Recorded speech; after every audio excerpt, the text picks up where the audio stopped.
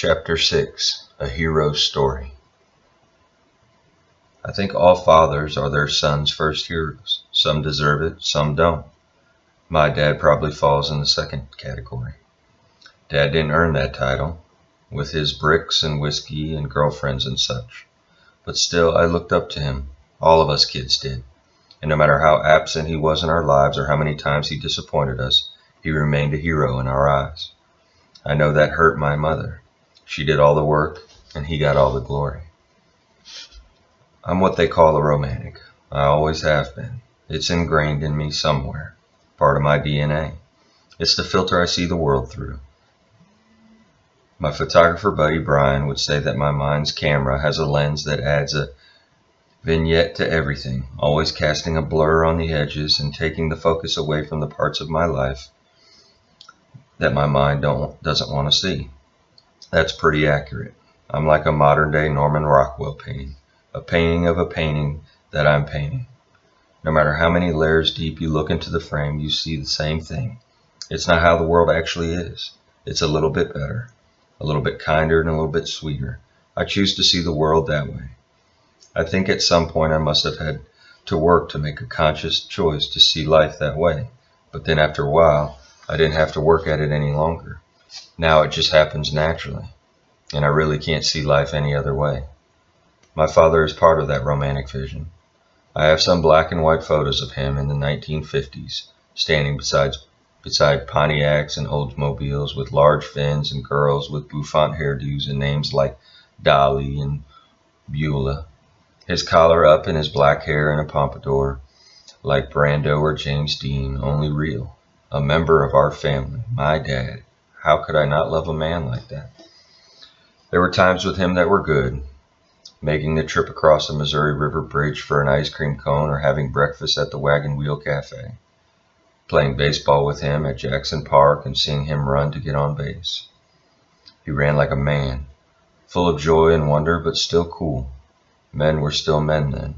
They didn't wear shorts and flip-flops like we do now. Dad was in jeans and nice leather shoes, always. And a button-up shirt with his sleeves rolled up twice, revealing a tattoo on his forearm of a girl in a swimsuit, or a t-shirt that fit him well, even when his belly got a little rounder and the stubble on his jaw had some gray in it. He could be fun. He had a great smile, something I still don't feel completely comfortable showing. Looking at these old pictures, I see me in him in me.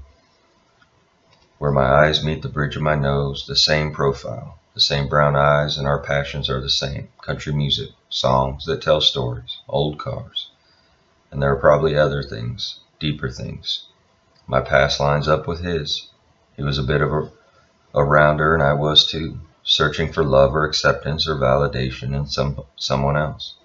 I know that's still there. Still in me, probably. But I've learned to desire and pursue more rewarding things. Things that Dad never seemed to do. Things like honor, respect, commitment to my wife and children, and God. That's the real biggie. I wish he could have known more of the good stuff before he passed away. Who knows? Maybe he did and I just didn't get to see it, or I can't remember it. But I do remember him telling us kids that he was going to take us to Worlds of Fun in Kansas City one weekend. He promised us. It was a local amusement park much like Six Flags, and none of us had ever been. All of our friends had been numerous times and had told us all about it, and now it was our time. We were so excited. When the big day came, we were glued to the window, and we saw his caddy pull up. We dashed down the steps and across the apartment complex lawn and jumped in the car. He just sat there for a long time and didn't say anything. I'm sure we were bouncing around in the car ready to go. Finally, he reached over, pushed a button that opened up the glove box. He pointed inside. Then he proceeded to tell us that someone had broken into his car the night before and stolen the $200 that he had saved to take us. He said he was sorry, but there was nothing he could do. He just sat there. We were disappointed, but we really didn't care about the amusement park. We mostly just wanted to be with him, but he didn't want to be with us. He just sat there and kept saying he was sorry, motioning for us to get out of the car. So we did. Soon all 5 of us were standing on the curb, watching him drive away, wondering what just happened. Trying to figure out why we couldn't have gone and done something that didn't cost any money, like going to the park or helping him do his laundry at a laundromat. That hurt me. It hurt all of us. And somewhere inside, that little freckle-faced kid vowed not to be like that with his children someday. Sad thing is, though, I let my kids down many, many times. Maybe not the way Dad did, but in 100 other ways. Times when I put my feelings and my needs and my emptiness first above theirs. I went on making dinner or writing a song or dating some girl, leaving them standing on a curb, wondering why their dad really didn't love them. The last time I spoke with my father, it wasn't good. It was November 1988, and I was in the service about to be shipped off to Kino Bay, Hawaii. I had 30 days leave coming to me. Heidi was 2 years old, and Hopie had been born just a couple of weeks before. I called Dad from Memphis and told him that I had some time and could come there to Kansas and bring my wife and kids with me. He didn't say anything. In the background, it sounded like he was watching Jeopardy on TV, and maybe he was distracted by that. Or more likely, maybe his own worries were overwhelming him. He had remarried, had lost a baby, and then had another son and an infant baby girl to care for. Dad didn't speak about his feelings to anyone that I know of, certainly not to me anyway. Chances are he just had a lot on his mind, but he didn't share it with me. He didn't share anything, just seemed uninterested.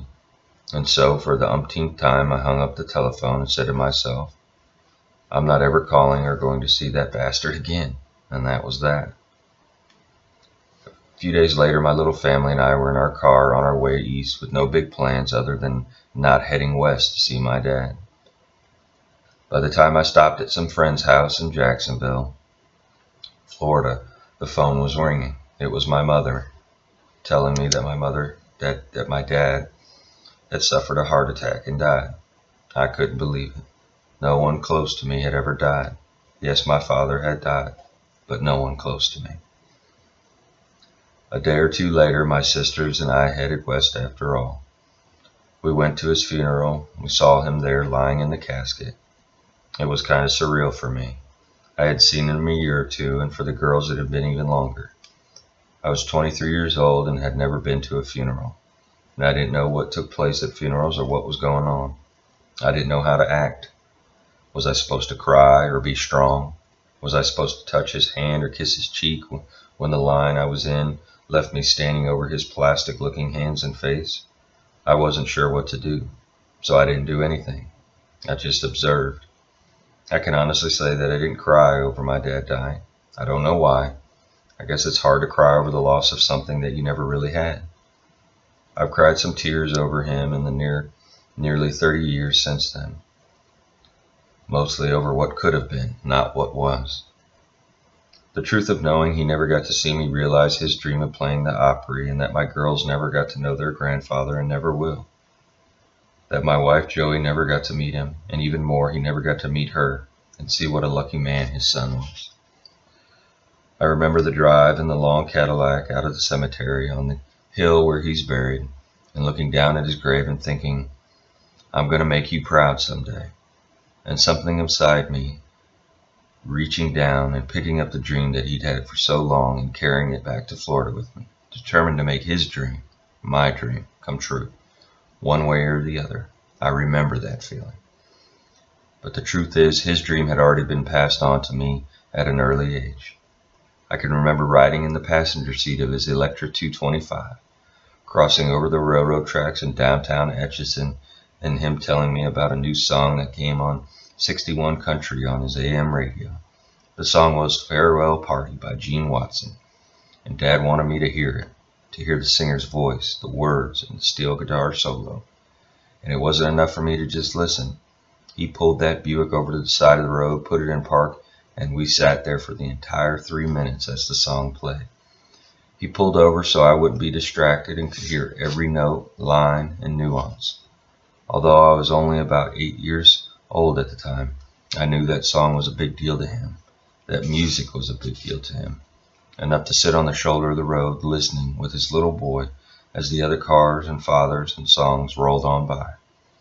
It was clear that country music meant a lot to him, so soon it meant a lot to me. Joey and I are friends with Gene Watson now and have played quite a few shows with him through the years. Dad would lose his mind if he knew that. I have no doubt he would be so proud if he were still here, but he's not. They said he had high blood pressure.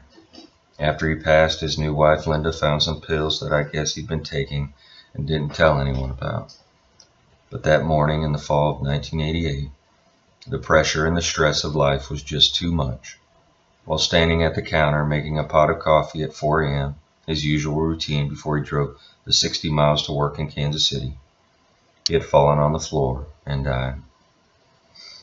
He passed away right there at the kitchen, with Linda and their 6-week-old baby asleep on the couch in the next room.